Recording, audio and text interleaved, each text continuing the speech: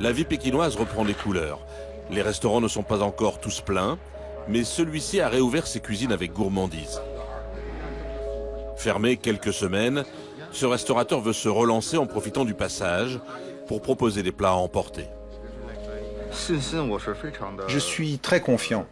Les chiffres de contamination sont très prometteurs désormais. On est sorti d'affaires. Je pense que la Chine est le seul pays capable d'un contrôle pareil de la population. C'est comme ça que nous avons contenu l'épidémie.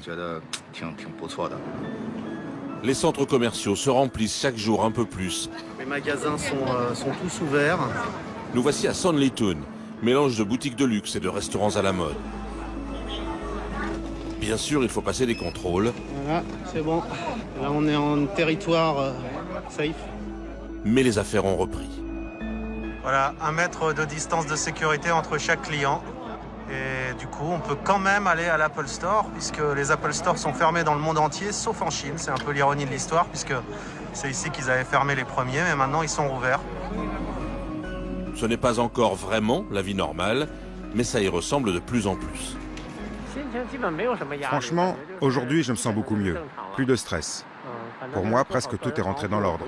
La seule chose qu'on fait encore pour se protéger, c'est éviter les grands rassemblements. Ou au moins, ne pas rester trop longtemps dans les endroits très fréquentés. C'est tout. Je ne ressens plus aucun problème. Je pense que la France a une bonne infrastructure médicale. Alors il ne devrait pas y avoir autant de morts chez vous. Mais alors, pourquoi vos chiffres continuent à monter? Je pense que c'est parce que les Français n'écoutent pas.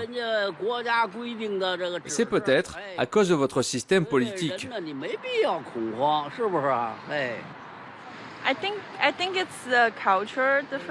Je pense que nous avons des différences culturelles. De votre côté, on est plus individualiste. Ici, on est plus tourné vers le collectif. Avec cette perspective, je peux comprendre que nous vivions dans des systèmes différents. Mais dans des périodes critiques comme celles que nous vivons, il est probablement nécessaire de prendre du recul, donner la priorité au collectif et ne pas prendre des décisions basées sur des perspectives individuelles.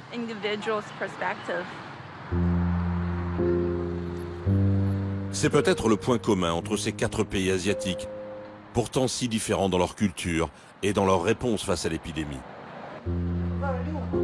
L'idée d'une communion collective face au danger. Pas de polémique stérile, même dans des démocraties vivantes comme Taïwan ou la Corée du Sud. Pas d'individualisme face à l'intérêt général. À part au Japon où la situation n'est pas stabilisée, ces pays sont en train de vaincre l'épidémie. Peu de morts, quasiment plus aucun nouveau cas. C'est un message d'espoir pour tous ceux qui se confinent à travers le monde. Le coronavirus bouleverse nos vies, mais l'Asie nous montre peut-être le chemin pour nous en sortir.